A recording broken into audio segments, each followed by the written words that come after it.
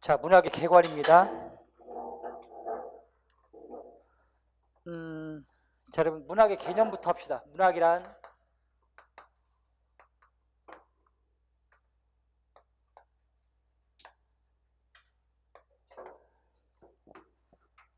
자, 문학은 넓은 의미로는 말과 글로 된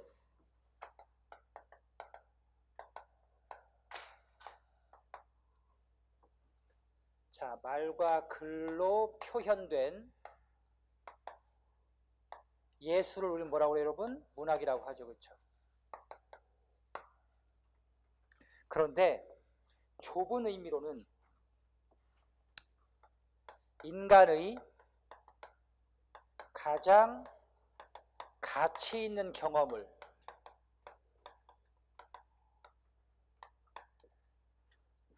언어로서 형상화한 예술을 문학이라고 해요.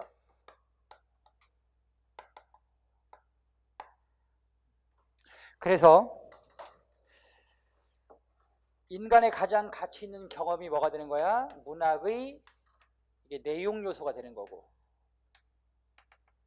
그 다음에 언어로서 형상화하는 것이 뭐가 되는 거야, 여러분? 문학의 형식 요소가 되는 거지. 자, 그런데 이 형상화라는 것이 가장 중요해요, 여러분. 형상화는 문학인 것과 문학이 아닌 것을 구별해주는 가장 중요한 기준이 됩니다. 예를 들면, 자, 신문 기사를 한번 살펴볼게요, 여러분. 신문 기사는 내용이 뭐죠? 기사의 내용은 오늘 아침 신문에 나온 기사의 내용은 뭐야? 가장 가치 있는 기록들이 되겠지, 그렇지? 가장 가치 있는 내용들. 신문 기사의 오늘의 내용은 가장 가치 있는 내용이야. 자, 가장 가치 있는 경험을. 신문 기사도 언어로서 표현한 것이죠, 그죠? 네, 언어로서 기록한 것이 신문 기사야. 근데 우리는 신문 기사를 뭐라고 그래? 사실의 기록이라고 하지 문학이라고 하지 않아요, 여러분. 자, 또 역사, 히스토리. 히스토리도 자, 가장 가치 있는 경험만이 기록되지, 여러분. 모든 것이 역사가 될 수는 없잖아, 그죠? 그 다음에 역시 언어로서 기록되죠. 그렇지만 우리는 히스토리를 문학이라고 하지 않아요, 여러분. 그죠? 그쵸? 차이는요, 언어로 기록했을 뿐 뭐가 없기 때문에 형상화가 없기 때문에. 그러니까 형상화의 유무에 따라서 문학이 되고 문학이 되지 않기도 하는 거죠, 그죠? 그럼 형상화가 뭐냐? 형상화는 문학 언어로 표현하는 것을 형상화라고 해요. 문학 언어. 문학 언어가 뭐예요, 여러분? 자, 문학 언어는 바로 자, 비유와 상징이지, 그렇지? 비유와 상징을 통해서 함축적인 의미를 갖는 것. 자, 비유와 상징을 통해서 함축적인 언어로 사용되는 것이 바로 문학 언어의 특징이지. 그래서 이렇게 자, 이러한 문학 언어로 사용되어야만 그게 뭐가 된다, 여러분? 문학이 되는 것이죠. 그러니까 신문 기사에는 또는 역사에는 비유나 상징이 사용된다, 안 된다? 안 되잖아, 그죠? 이 비유나 상징은 바로 문학 언어의 특징이에요. 그리고 이렇게 비유나 상징을 통해서 문학 언어로 표현한 걸 뭐라고 한다고? 형상화라고 한다고.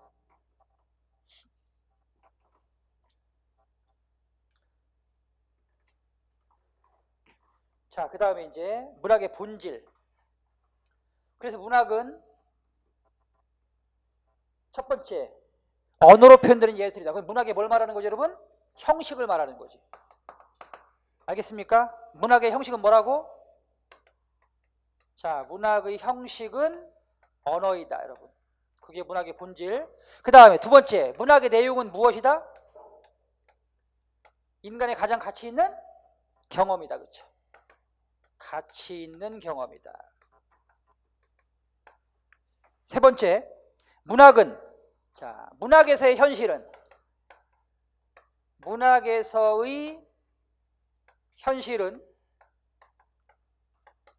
상상의 세계죠. 그죠, 여러분? 실제적 세계가 아니야. 상상의 세계야. 이지만 있을 법한, 그죠? 있을 법한 세계다. 자, 문학의 현실은 작가가 만들어낸 세계란 뜻이야. 작가적 상상력으로 만들어낸 세계이지만, 자, 그거는 허무맹랑한 얼토당토한 그 세계가 아니라 충분히 있을 법한 세계입니다. 여러분. 알겠어요? 그래서 이걸 뭐라고 그래요, 여러분? 있을 법하다를, 자, 이걸 개연성이라고 그래요, 여러분. 개연성. 즉, 현실에 충분히 있을 법하다.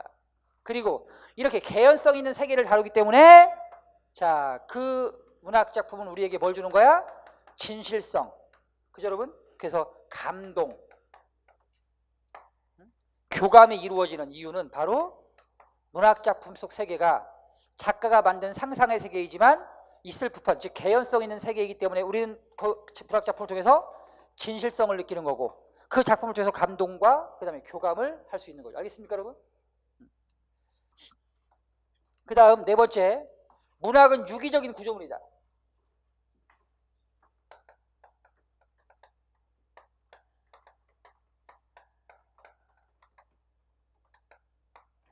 유기적인 구조물이다. 설명해 드릴게요. 우리가 지금, 자 보세요, 여러분. 춘향전을 한 편 감상한다고 합시다. 그러면은 봐봐요, 여러분. 춘향전을 통해서 우리는 첫 번째,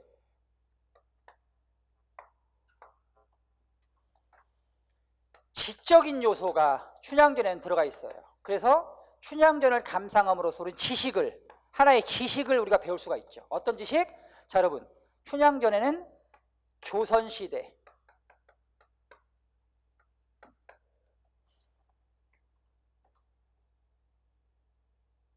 봉건주의적, 그죠? 봉건사회의 어떤 그 신분차별의 현실이 들어가 있죠. 그죠? 봉건사회의 신분차별, 봉건사회의 신분차별이 이루어지는 이러한 현실이 작품 속에 들어가 있고, 우리는 이 작품을 읽으면서 봉건사회에서 뭐가 있었다, 여러분? 계층에 따른 차별이 있었다라는 걸, 그러한 지식을 문학작품을 읽으면서 배운단 말이야. 그러니까 이러한 지식을 우리가 역사 시간에 역사를 통해서 배우기도 하지만 이렇게 한 편의 문학작품을 통해서도 배울 수 있습니다. 알겠습니까? 또 흥부전을 읽으면서는 흥부전에 나타나는 지적 요소, 흥부전에는, 자, 조선 사회의, 조선 후기 사회 변동 양상이 들어가 있어요. 무슨 얘기냐? 이 시기는 몰락한 양반이 생겨나고, 그 다음에 서민 부자, 상업 경제가 발달하면서 서민 부자가 생겨나는 이런 그 사회 변동 양상이 조선 후기에 굉장히 심했고, 그런 사회 변동 양상을 대표적으로 보이는 작품이 바로 흥부전입니다. 그러니까 역사 시간에 배웠던 지식을 우리가 문학 작품 통해서 배울 수 있단 말입니다. 그게 문학 작품이 주는 무슨 요소? 지적 요소예요. 그 다음에, 자, 문학 작품을 통해서 우리는 뭘 배울 수 있어요? 정의적 요소를 배울 수가 있어요. 정의적인 요소는 바람직한 태도, 정서적 태도를 우리는 문학 작품을 통해서 함양할 수 있습니다. 그러니까 윤리 시간에 사람은 어떻게 살아야 돼? 라고 바람직한 삶의 태도를 배우기도 하지만 우리는 문학을 통해서 배울 수가 있어요. 즉, 여러분, 춘향전에 보면 뭐가 있어요?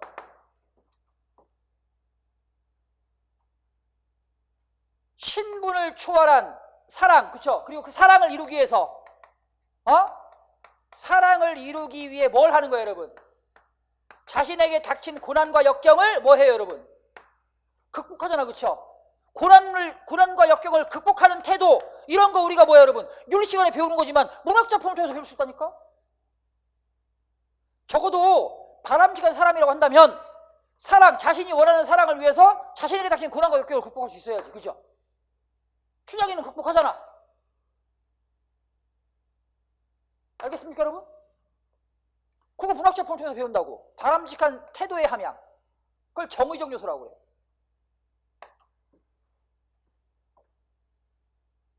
그 다음에, 자, 흥부전에는 어떤 정의적 요소가 있어요? 바람직한 정서적 태도 뭘 배울 수 있어? 형제간의 우애, 그죠? 우애. 3당 5륜. 이거 윤리 시간에 배우는 건데, 도덕 시간에 배우는 건데, 흥부전 읽으면 저절로 할 수 있다는 얘기죠. 그게 정의적 요소죠. 그 다음에 세 번째, 춘향전을 통해서 우리는 미적인 쾌감을 느낄 수가 있어요. 그걸 미적 요소라고 그래. 재미없으면 춘향전 안 읽지, 그치?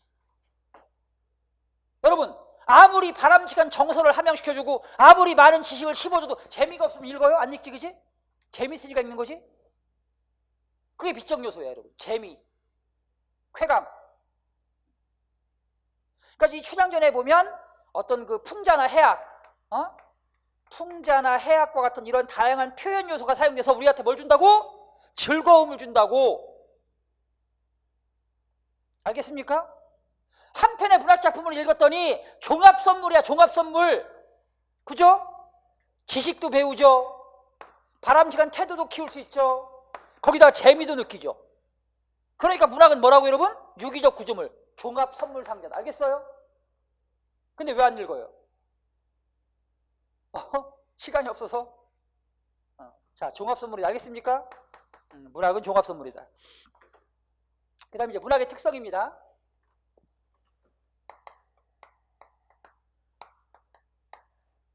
첫 번째, 항구성이에요.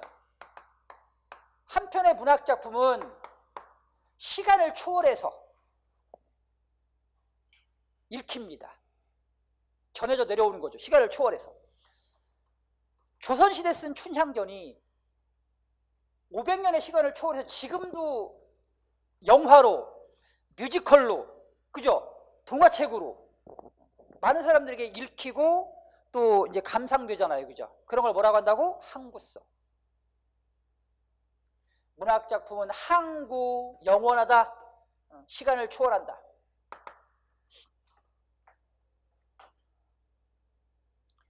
지금도 대학로 연극에서는, 그 연극 극장에서는 셰익스피어의 햄릿을 하잖아. 그죠? 시간을 초월하는 거예요. 햄릿이 언제적 햄릿인데 지금도 하냐고. 그죠? 문학작품은 시간을 초월하죠. 그게 항구성이고요. 그러니까 영원한 생명력을 가지고 있다. 알겠습니까? 자, 그 다음에 보편성이에요.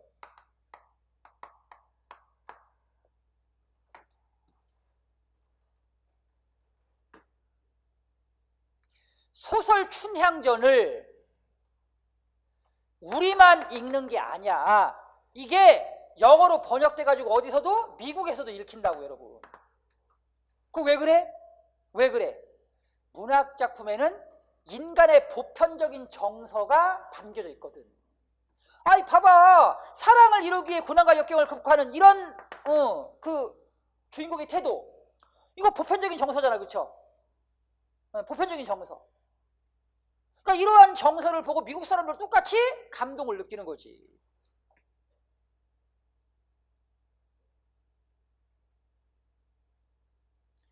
우리가 로미오와 줄리엣을, 이거 우리 작품 아니잖아.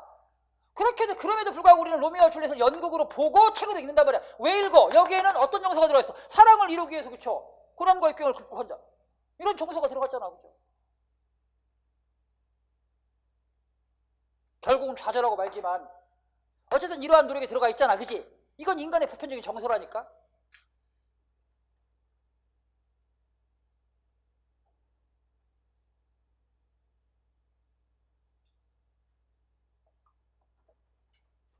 할리우드 영화가 그 극장에서 걸리고 우리나라 사람이 그걸 가서 보고 열광하는 이유는 거기에는 뭐가 들어가 있다고? 인간의 보편적인 정서가 들어가 있다고. 그런 걸 보편성이라고 해요. 문학에는 이렇게 보편성이 들어가 있어요.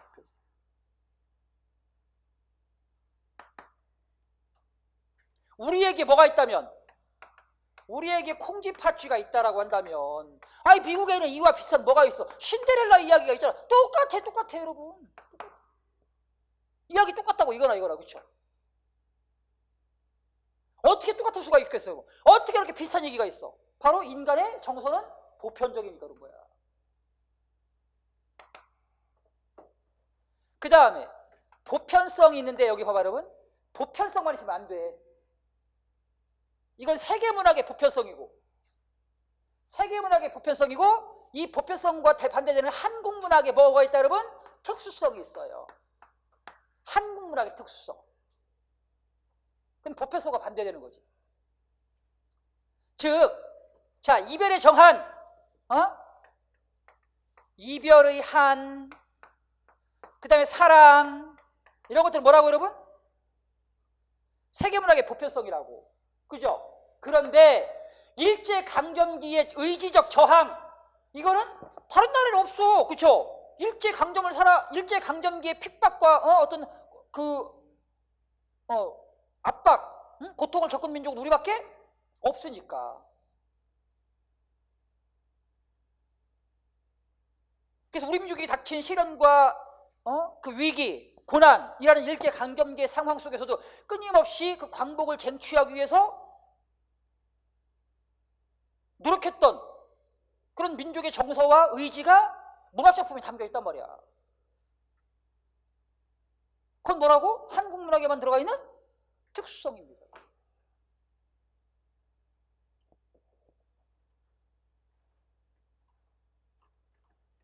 자, 그 다음 개성이 있어요.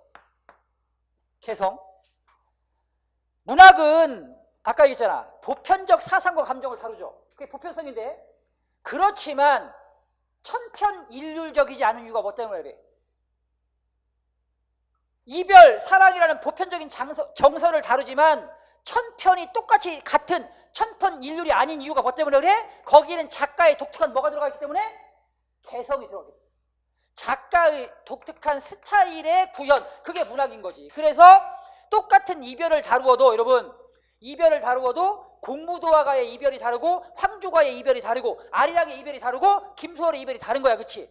그죠? 그걸 작가적 뭐라고 한다고요? 개성.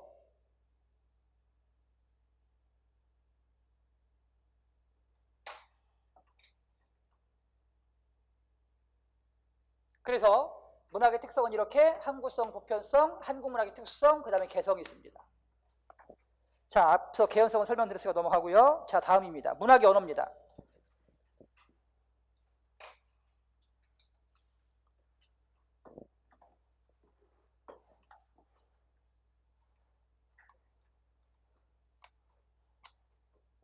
자, 언어는 일상 언어가 있고 문학 언어가 있습니다. 일상 언어는 자, 의사소통의 목적이죠, 여러분. 그러니까 지시성을 띌 수밖에 없죠. 반면 문학 언어는 소통이 목적이 아닙니다. 문학 언어는 감동과 교감이 목적이죠, 그죠? 그렇다 보니까 지시성을 띠는 것이 아니라 무슨 성을 띈다? 함축성을 띄죠. 함축성. 함축성을 껴야만 다양한 감동을 줄 수 있고 또 정서적인 교감이 이루어지는 거예요. 알겠습니까? 그래서 자, 일상 언어는 사전적 의미로 쓰이는 거고요. 그죠, 여러분? 문학 언어는 어떤 의미? 함축적 의미로 해석되는 겁니다.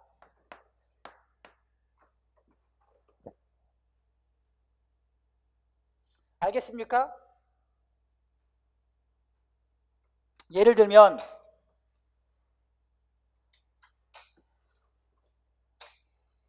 안도현 시인의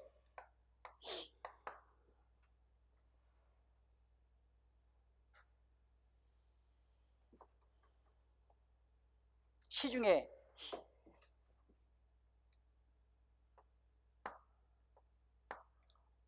우리가 눈발이라면이라는 시가 있어요. 우리가 눈발이라면 차가운 진눈깨비는 되지 말자.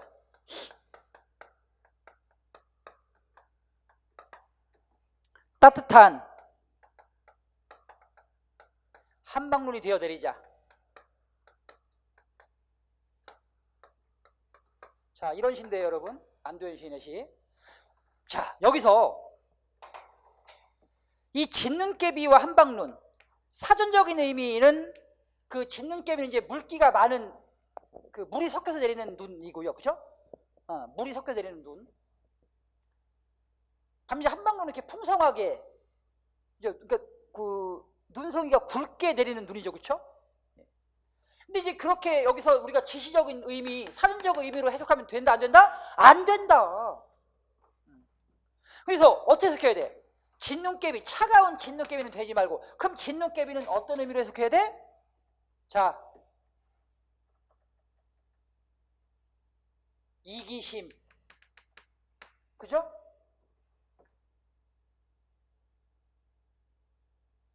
또 몰인정,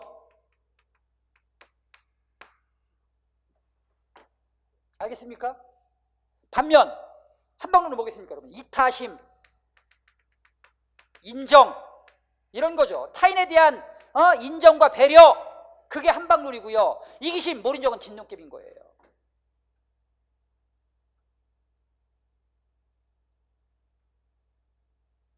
이런 걸 뭐라 그래? 이런 걸 여러분 함축적 의미라고 하는 거야. 알겠습니까? 그래서 시어는 이렇게 함축성을 띈다.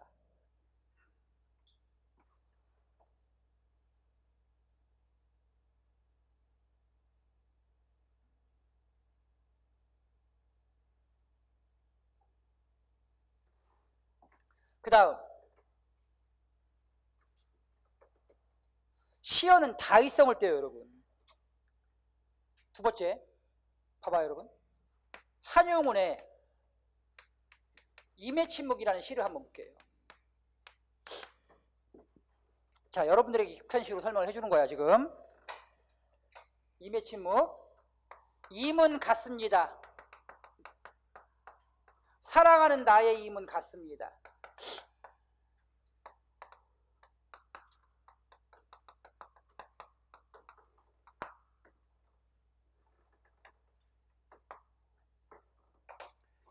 여기서 자, 임이 누굴까?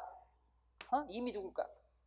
한용운 시인은 자신의 책 서문에서 뭐라 그러냐면 임만 임이 아니라 그리운 것은 다 임이다.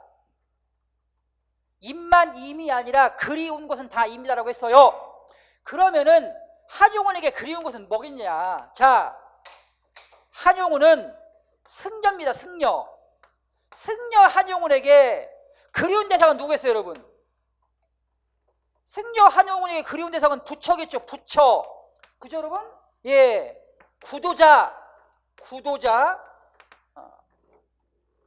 그러니까 도를 구하는 한용운의 입장에서는, 구도자의 입장에서 보면 부처라고요. 알겠습니까, 여러분? 절대자. 알겠어요? 또는 진리, 진실. 즉 구도자가 알고 싶어하는 뭐라고, 여러분? 구도자가 알고 싶어하는 진리, 깨달음. 이게 여러분 승려 한용운이 생각하는 임이란 말입니다. 그 다음에 독립운동가 한용운을 한번 볼까요, 여러분? 독립운동가 만해 한용운, 아이고, 독립운동가 한용운의 입장에서 보면 이미 뭐겠어요? 일제강점기에 독립을 하고자 그렇게 노력했던 한용운의 입장에서 보면 간절히 원했던, 그리워했던 임은 조국이겠지, 그지? 그렇잖아요, 여러분.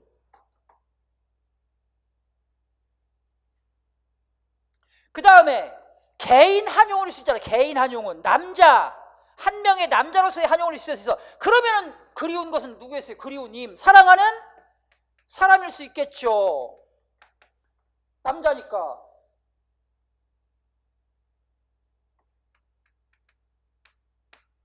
한용운이 승려였지만 대처승이었어요. 대처승.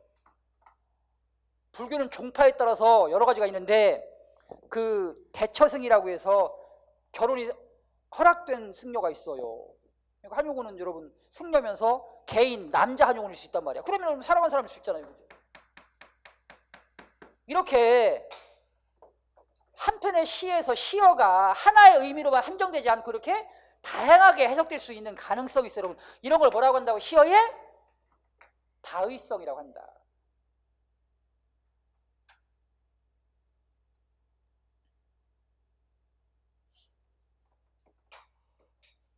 두 번째 상징성이에요.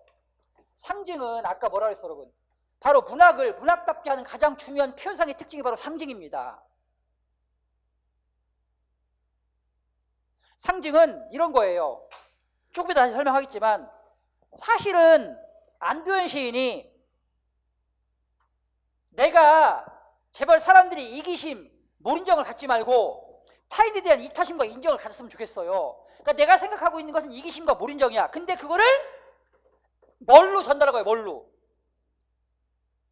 이기심과 몰인정은 진눈깨비라는 사물을 통해서 또 이타심과 인정은 송이송이 그죠? 풍성한 무엇을 통해서? 한방눈을 통해서 이렇게 전달하는 거예요. 이런 걸 상징이라고 그래요, 여러분. 내가 원래 생각했던 것을 조금 더 절실하게, 좀 더 구체적으로, 좀 더 선명하게 전달할 방법이 없을까라고 고민하고 그것을 구체적인 사물로 표현하는 것. 이걸 뭐라고 한다고 여러분? 상징. 진눈깨비는 차갑거든요. 진눈깨비 맞고 기분 좋은 사람 있어요, 여러분? 기분 좋아, 진눈깨비 맞았는데? 안 좋잖아, 그쵸? 한방눈 맞았는데 기분 나쁜 사람 있어요? 한방눈 맞으면 기분 좋지, 그지? 기분 좋잖아. 한방눈 하면 따뜻하잖아. 포근하고 평화롭고. 그러니까 이런 어떤 그 사물을 떠올렸을 때 그 사물이 가는 느낌을 이용해서 내가 생각하는 내 가치, 내 관념, 내 생각을 대신 전달하는 거죠. 그런 걸 상징이라고 하는 거예요. 그리고 이렇게 상징을 쓰면 그냥 전달했던 것보다는 어떤 의미를 전달해줘요? 함축적 의미를 전달해주는 거죠. 그래서 문학에는 상징이 사용되는 거예요. 우리가 세상 살 때에는 이기심과 몰인정을 갖지 말고 이타심과 인정을 갖자 이렇게 얘기하면 함축적 의미가 안 만들어진다니까. 알겠습니까? 진눈깨비는 되지 말고 이렇게 하면 이제 진눈깨비 차가운 느낌이 들어요. 차가운 느낌. 그렇죠? 한방눈이 되자 이러면 어떤 느낌이 든다고? 따뜻한 느낌이 든다고. 이런 걸 문학 언어라고 합니다. 이해했어요? 그 다음 이제 문학의 기원입니다.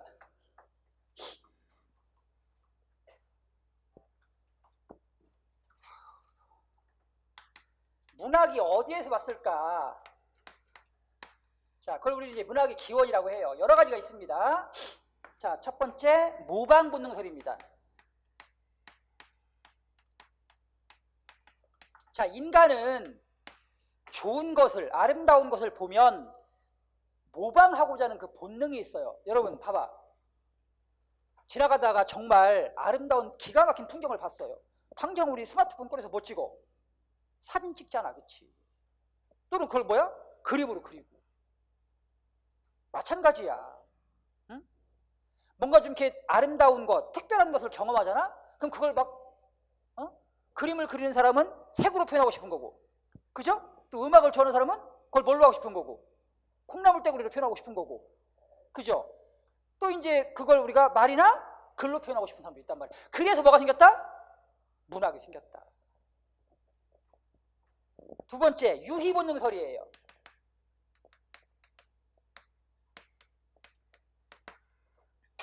인간은 누구나 본능적으로 뭐에 끌린다?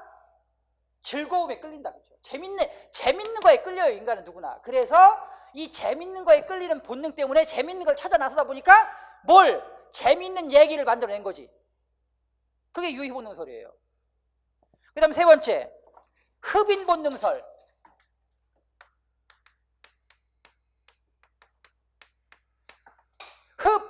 빨아들인다, 그죠?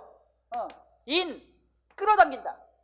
그러니까 사람은 본능적으로 저 사람을 내 사람으로 만들고 싶은 거야. 내 편으로 만들고 싶어. 그럼 어떤 사람 주변에 사람이 많이 보이냐? 말 재밌게 하는 사람, 그쵸? 그 사람 옆에 사람 많이 보이잖아. 그죠?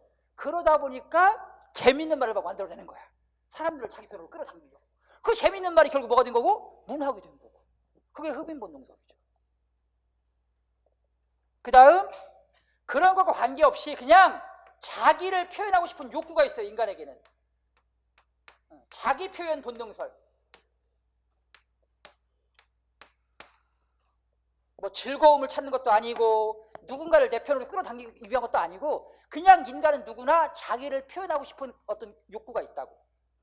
그런 욕구의 발현이 문학을 만들어냈다. 그게 자기 표현 무능설이고, 자 이제 발생학적 기원설은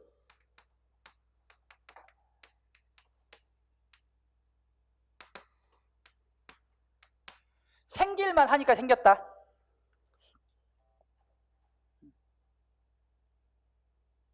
생길 필요가 있으니까 생겼다. 그게 이제 발생학적 기원설입니다.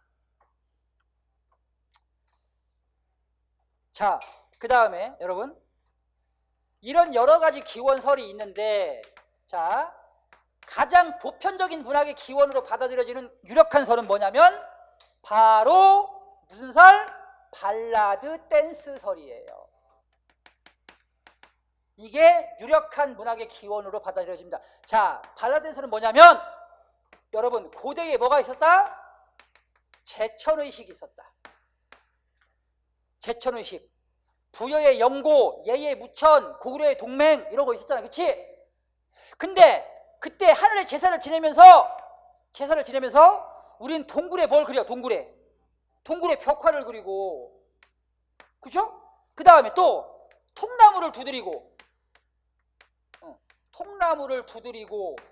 벽화를 그리고, 자, 그 다음에 또 뭐 했어? 또 춤도 추고, 그죠? 그 다음에 뭐 했어 여러분? 노래도 불렀단 말입니다. 노래도. 그래서 우린 제천의식을 뭐라 그래? 원시 종합예술이라고 하는 거예요. 왜? 아니 그림 있지, 뭐 있어 여러분? 음악 있지, 춤 무용 있지, 노래 문학 있지, 그쵸? 이렇게. 그래서 우리는 제천의식을 원시 종합예술이라고 하고, 이 원시 종합예술 형태로 행해지던 제천의식에서 벽화가 나중에 뭘로 발전하고 분리 독립돼서 미술이 된 거고, 통나무를 두드리는 것이 나중에 분리 독립해서 음악이 된 거고, 그죠? 그때 췄던 춤이 나중에 무용이 된 거고, 그때 불렀던 노래가 나중에 분리 독립해서 발전해서 뭐가 됐다고요? 문학이 됐다고. 그걸 무슨 설? 예, 발라드 댄스설. 그리고 원시 종합예술설이라고. 알겠지? 자, 그 다음 이제 문학의 갈래입니다.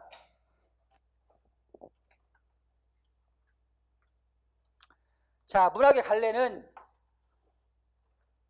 첫 번째, 언어 형태에 따라서 언어 형태에 따라서 자, 운율 있는 언어로 된 걸 뭐라 그래? 운율 있는 언어로 된 걸 운문문학이라고 하고요. 운율이 없는 줄글로 된 문학을 뭐라 그래요? 산문문학이라고 합니다.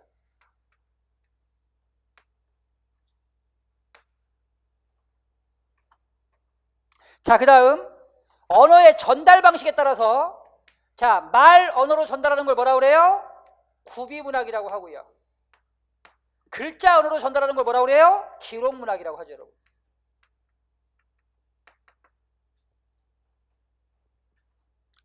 자, 세 번째, 표현 양식에 따라서 서정문학, 서사문학, 교술문학, 극문학으로 나눠집니다. 표현 양식에 따라서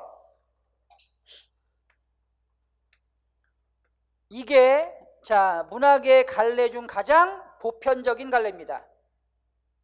그럼 이제 잘 들어야 돼요, 여러분. 서정이 뭐냐? 서정 글자 바꿔봐요, 여러분. 서정 글자 뒤집어봐. 뭐야? 정서. 그렇죠. 인간의 정서를 표현하는 문학을 뭐라고 한다고? 서정이라고 해요. 그 다음, 자, 두 번째 서사입니다. 여러분, 서사는 3요소가 있어요. 자, 서사가 이루어지려면 인물이 있어야 되고, 그 인물과 관계된 사건이, 인물이 벌이는 사건, 그리고 이러한 사건을 시간의 흐름에 따라 서술하는 걸 뭐라고 한다고요? 서사라고 해요. 그래서 인물, 사건, 시간 3요소가 들어가 있으면 서사입니다.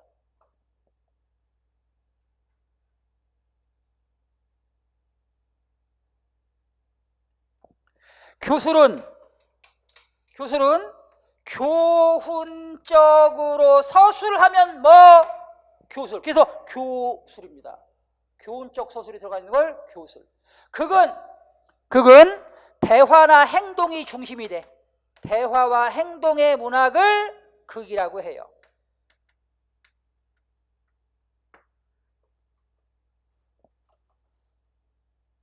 그래서 문학을 서정, 서사, 교술, 극이라고 나누고 그 다음에 또 하나 중요한 거 알려줄게요. 잘 들어야 된다. 이거를 자아와 세계와의 관계, 자아는 주인공이고 세계는 주인공을 둘러싸는 현실이라고 보면 돼. 알겠지? 자아는 주인공, 세계는 현실. 그래서 자아와 세계와의 관계를 가지고 서정, 서사, 교술, 극을 나눌 수가 있는데 세정은 세계를 자아화하는 겁니다, 여러분. 세계의 자아화. 무슨 얘기냐? 잘 봐요, 여러분. 서정, 정서를 표현하는 시가 가장 대표적인 서정 양식인데, 자, 시는요, 시인 눈에 비친 객관적인 세계를 시인 자신의 방식으로 표현하는 겁니다. 알겠습니까? 그래서 뭐라 그래? 시를, 세계를 뭐 한다고? 자아화시킨다고. 세계를 자아화시키니까 시는 어렵다 쉽다. 눈에 비친 객관적인 세계를 시인 자신의 방식으로 자아화시키니까 시는 어렵다 쉽다. 시는 당연히 어려운 거야. 선생님, 시가 어려워요. 어려워 죽겠어요. 당연히 어렵지. 객관적인 세계를 그대로 보여주는 게 아니거든, 그치? 객관적인 세계를 이렇게 해서 보여주거든. 봐봐. 나는 지금 세상이 너무 각박해. 뭐가 없어? 인정과 이타심이 없고 몰인정과 이심만 있어, 그치? 이걸 그냥 얘기해주면 좋거든. 이렇게 얘기 안 해주고 어떻게 얘기한다고? 어떻게 얘기했어 지금? 우리가 눈이라면 차가운 진눈깨비는 되지 말고 따뜻한 한방눈이 되지. 이렇게 얘기하니까 어렵지, 그죠? 이렇게 얘기하니까. 즉, 그 상징적인 의미를 알지 못하면 이해하기가 어렵지. 어떻게 하니까? 세계를 뭐 하니까? 자아화시키니까. 그 다음, 이번엔 서사입니다. 서사는 세계, 즉 주인공을 둘러싸고 있는 현실이지. 현실. 그리고 그 세계와 자아가 뭐 하는 거야? 주인공이 뭐 하는 거야? 세계, 주인공을 둘러싼 세계, 현실하고 주인공이 뭐 하는 거냐고, 소설이. 대결하는 거지. 대결. 그래서 자아가 세계를 이기면 그건 저기 뭐야, 여러분? 해피엔딩, 희극이고, 그죠? 해피엔딩 소설이고, 자아가 세계한테 지면 뭐가 되는 거야? 비극적 소설이 되는 거지. 자아와 세계와의 대결.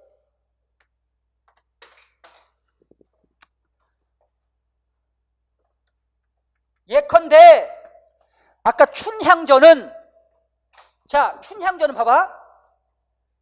봉건사회의 그 악습, 그쵸? 신분적 차별, 요게 세계야. 춘향이를 둘러싸고 있는 세계. 즉, 춘향이가 아무리 이몽룡을 사랑해도 봉건사회의 관습 아래에서는 기생인 춘향이는 양반 누구와 이몽룡 결혼할 수가 없어. 그치? 그게 뭐라고? 세계라고, 세계. 근데 춘향이는 그 세계에서 좌절하지 않고 그 세계 뭐야, 여러분? 싸우잖아. 그죠? 싸우잖아. 결국 어떻게 됐어? 이기잖아. 그쵸? 이몽룡의 부인이 됐으니까. 그걸 세계와 자아와의 대립이라고 한다고, 대결이라고 한다고. 알겠어요? 그 다음에 교술은 봐봐, 교훈적으로 서술하는 거야. 그럼 교훈이 뭐야? 내가 살다 보니까 세상에서 얻은 교훈이 있어. 내가 경험한 거지. 이걸 나만 혼자 알고 있기가 아까운 거지. 그래서 세상에 같이 알자. 우리 이거 같이 알자라고 세상에 내놓는 거야. 그게 교술이야. 그래서 교술은 자아의 뭐야, 여러분? 세계화지. 내가 경험한 개인적인 어떤 깨달음을 가지고 세상에 공유하는 갈래. 그래서 수필이 교술인 거야. 수필이 뭐야, 여러분? 일상적인 생활 속에서 얻은 경험을 가지고, 그죠? 세상에 널리 알려서 그 교훈을 함께 공유하고자 하는 목적으로 쓴 글, 그게 수필이에요. 자, 수필은 뭐라고요, 여러분? 자아를 어떻게 한다고? 세계화. 오케이? 알겠습니까? 그래서 시하고 수필은 반대야. 시는 세계를 자아화하는 거고, 수필은 자아를 세계화한다. 알겠니? 자, 그 다음에 연극과 영화야. 연극과 영화 똑같지. 뭐하고 똑같아? 뭐하고 똑같아요, 여러분? 서사하고 똑같지. 자, 연극과 영화에는 뭐가 있어? 주인공이 있고 주인공을 억압하는 뭐가 있어, 여러분? 세계가 있잖아. 그리고 그러한 세계와 주인공은 싸워 안 싸워? 싸우잖아. 싸우잖아. 그게 연극이고 그게 영화야. 그러니까 자아와 세계, 세계와 자아의 대립이라는 점에서는 서사와 똑같지. 그럼 뭐가 달라? 서사는 자아와 세계와의 대립을 서술자가 대신 전달해주는 양식이 서사야. 근데 연극에는, 영화에는 서술자, 내레이터 있어 없어? 없잖아. 없잖아. 그래서 서술자가 자아와 세계와의 대립을 대신 전달하면 서사, 서술자 없이 자아와 세계와의 대립이 직접 전달되면 극인 거예요, 여러분. 그래서 여러분, 소설 읽는 것보다 뭐가 더 실제적이고 뭐가 더 직접적이야? 가서 영화 보는 게 훨씬 더 직접적이지. 왜? 그냥 대사, 인물의 대사나 행동을 통해 직접 전달되니까. 그렇죠? 나한테 직접 본단 말이야. 서술자 통해서 안 오고. 그렇죠? 그래서 우리는 자, 문학의 갈래를 이렇게 네 갈래로 나눕니다.